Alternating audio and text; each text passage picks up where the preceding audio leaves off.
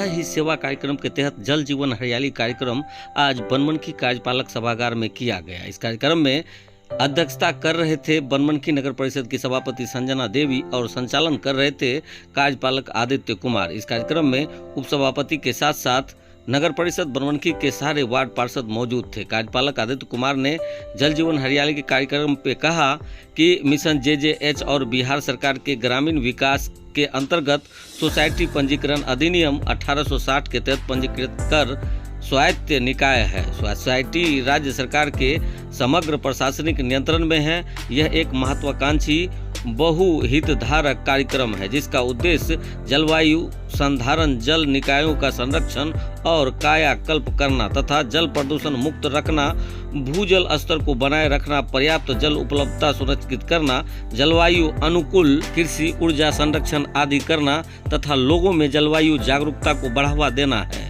जल जीवन हरियाली मिशन को विभिन्न विभागों के समन्वय से क्रियान्वित किया जा रहा है तथा ग्रामीण विकास विभाग को नोडल विभाग के रूप में नामित किया गया है। जल जीवन हरियाली मिशन JJH की स्थापना 11 लक्षित हस्तक्षेपों के समयावृद्ध और मिशन मोड में त्वरित कार्यान्वयन को शुरू करने के लिए की गई है, जिसमें सभी सार्वजनिक पारंपरिक जल भंडार संचालन की पहचान और पुनरुद्धार, छोटी नदियों, नालों में चेक डैम और अन्य जल संचयन संरचनाओं का निर्माण, पहाड़ी क्षेत्र में जल भंडारण, नए जल स्रोतों का निर्माण और अधिशेष नदी क्षेत्र से पानी की कमी वाले क्षेत्रों में पानी लेना पहुंचाना, भवनों में वर्षा जल संचयन संरचनाओं का निर्माण, नर्सरियों का निर्माण और पेड़ों का घनारोपण, वैकल्पिक फसल, ड्रिप सिंचाई, जैविक खेती और अन्य नई तकनीकों के उपयोग को बढ़ावा देना, साथ ही और ऊर्जा के उपयोग को बढ़ावा देना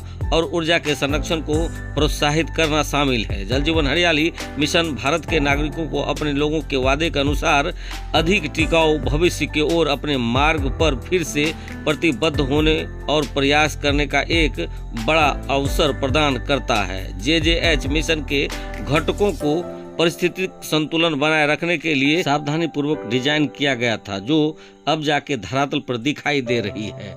आप देख रहे हैं आवाज आपका 24 और आपके साथ है MS परदेसी। ये जल जीवन हरियाली अभियान, जल जीवन हरियाली दिवस मना रहे हैं। ये जो 17 सितंबर से लेकर 2 अक्टूबर तक जो भारत सरकार की स्वच्छता ही सेवा है कार्यक्रम के अंतर्गत ही एक पार्ट है।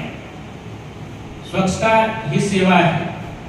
हम लोग ये भारत सरकार की एक बहुत ही महत्वपूर्ण अभियान है जिसमें ये हम लोग को सबका ये होना चाहिए कि स्वच्छ रहे और आसपास जितने भी हमारे जगह है या जितने भी लोग हैं सब एक दूसरे को स्वच्छता के प्रति प्रेरित करें, जागरूक करें और अपने आसपास के जितने भी जगह है सबको स्वच्छ रखें।